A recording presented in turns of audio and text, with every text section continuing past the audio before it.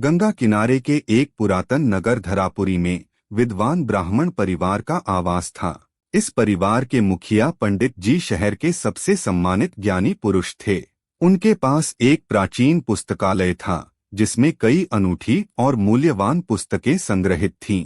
इन्हीं में से एक पुस्तक जीवन का रहस्य थी, जो परिवार के खजाने की तरह सबसे अधिक मानी जाती थी। यह किताब पीढ़ियों से उनके परिवार में चली आ रही थी, लेकिन इसका आखिरी पन्ना गुम था। पंडित जी के परिवार में उनके दो संतान थे, विद्वान पुत्र गोपाल और मनमौजी पुत्री सुधा। गोपाल हमेशा अपने पिता के साथ रहते हुए पुस्तकों की गहराइयों में छिपे ज्ञान की खोज में डूबा रहता था, जबकि सुधा को नदी किनारे चिड़ियों के साथ खेलना, गीत गाना और प्रकृति के सानिध्य में समय बिताना पसंद था। एक दिन पंडित जी बीमार पड़ गए।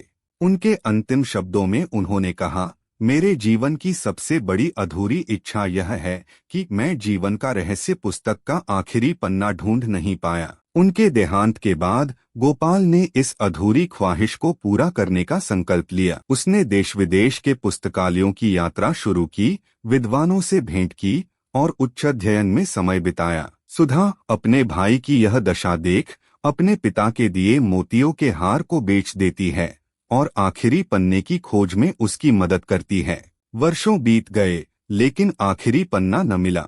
सुधा उसे ढांढस बंधाती रही, लेकिन खुद को दोषी महसूस करने लगी कि शायद उसकी इच्छा के कारण ही गोपाल का सारा जीवन इस खोज में बीत गया।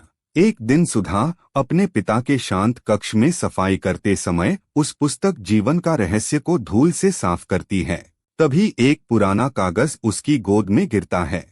वह पुर्जा निकलता है, जीवन का रहस्य का आखिरी पन्ना। सुधा दौड़ती हुई गोपाल के पास जाती है और उसे वह पन्ना दिखाती है। वह पन्ना पढ़ते ही गोपाल की आंखों से आंसू बहने लगते हैं, क्योंकि उसमें लिखा हुआ था, जीवन का असली रहस्य ज्ञान या धन में नहीं है, बल्कि अपनों के प्रेम और साथी के सहयोग में है। जो सुख प्रकृति की छोटी छोटी चीजों में है, वही सच्चा धन है।